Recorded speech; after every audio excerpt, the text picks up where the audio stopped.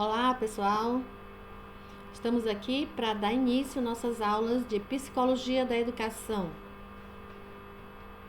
Eu sou a professora Clarice Florencio, pedagoga, mestranda em Educação.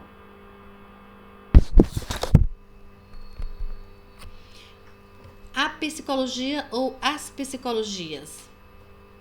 A natureza da psicologia. E o que é psicologia? Psicologia é a área da ciência que estuda a mente e o comportamento humano e as suas interações com o ambiente físico e social. É a ciência da alma, ou da psique, ou da mente, ou do comportamento. Então, a psicologia, ela, segundo Maynard, 1958, ela se refere, na verdade, a um conjunto de funções que se distinguem em três grandes vias. A primeira via ativa, que é com relação aos movimentos, instintos, hábitos, vontade, liberdade, tendências e consciência. A segunda via afetiva, com relação ao prazer e dor, emoção, sentimentos, paixão, amor. E a terceira via, a intelectiva, que são as sensações, percepção, imaginação, memória, ideias, associação de ideias. Então, a psicologia, ela, como vocês vê, ela trabalha com a mente e o comportamento humano, bem vimos aí. E essas três vias, elas se articulam em grandes sínteses mentais, como a atenção, a linguagem, o pensamento, a inteligência, o julgamento, o raciocínio e a personalidade. E como vemos a psicologia no nosso meio? Bom, a psicologia, ela existe de duas formas. Ela tem o senso comum e tem a psicologia científica, né? No senso comum, nós vemos que o conhecimento da realidade é o que você vê, o que você vive, o que você sente. Quais são essas características? Ela é indutivo, espontâneo, de tentativas e erros e fragmentário. Por que isso? O senso comum, ele se baseia nos sentidos, nas crenças, nas tradições. Ele acredita no que vê e no que sente. É fruto das experiências do cotidiano ou naquilo que se tornou evidente através da evolução da ciência.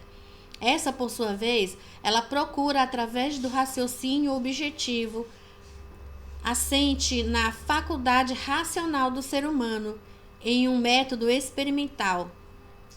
A comprovação daquilo que os sentidos nos mostram. É o que você já é acostumado. É tipo o chá de boldo. Alguém tomou, melhorou problemas intestinais, coisa parecida. Uma pessoa contou para o outro, que contou para o outro. E você toma por quê? Porque sua mãe disse que é o correto. Então, isso aí é o senso comum. Você não precisou estudar na universidade para saber que o chá de boldo vai fazer bem para o seu estômago, para o seu fígado. Então, o senso comum é um saber que se adquire através da vida de uma sociedade. Por isso, é um saber informal, adquirido de forma espontânea, através do contato com o próximo, com a situação e os objetos que rodeiam o indivíduo. Apesar das suas limitações, o senso comum é fundamental, sem o qual os membros integrantes da sociedade não conseguiriam orientar-se na sua vida cotidiana. É necessário o senso comum. Ele é um saber muito simples, superficial e informal, que não exige grandes esforços nem bases consistentes que atestam a sua veracidade ou proveniência, né? De onde veio. Ele, ao contrário das ciências que assentam em conhecimentos formais, porque requerem um longo processo de aprendizagem, de conhecimento. O senso comum você aprende no dia a dia. A ciência você precisa comprovar, você precisa de um estudo. O senso comum não. O senso comum todo mundo sabe. Aquela história de médico e doido, todo mundo tem um pouco. Aqui a gente fala que de psicólogo e doido todo mundo tem um pouco, né? Todo mundo é psicólogo, todo mundo quer ouvir o próximo, quer dar um conselho. Às vezes vai por outro lado, né? Mas às vezes o conselho vai bem. Por quê? Porque a pessoa viveu aquela experiência e vai orientar de acordo com a sua vivência, que já viveu aquilo, né? Então, o senso comum, ele tem fatores positivos e negativos. Se por um lado ele congrega conhecimentos e sabedoria popular e os transmite de geração em geração, fornecendo bases para uma vida adaptativa na sociedade em que estamos inseridos, por outro lado, ele poderá originar um prolongamento de crenças ou opiniões menos verdadeiras, né? Ou preconceituosas, né? Que se arrastam pelo tempo, somente ultrapassada por pesquisas e estudos. Coisas que podem estar atrapalhando, mas graças a Deus nós temos muito de estudos e na época em que nós estamos, nós temos na nossa palma da mão os conhecimentos. Hoje todo mundo tem como fazer uma pesquisa pela internet e descobrir algumas coisas. Então a pessoa precisa só estar observando para não pegar tipo fake news. São as informações erradas, informações que não estão corretas. Então é sempre bom uma grande pesquisa para se descobrir se é verdadeiro o que você está pesquisando. Então, sua produção vai do hábito à tradição. Ela simplifica e facilita o dia a dia. Ela produz uma determinada visão de mundo.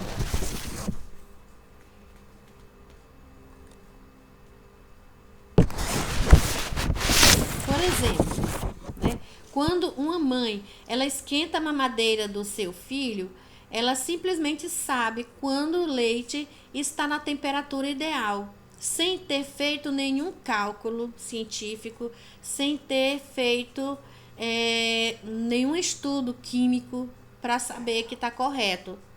Ela vai lá e faz. É a experiência, com certeza. E o conhecimento científico? Bom, a psicologia científica, ela é o conhecimento sobre fatos ou aspectos da realidade. Quais são as características?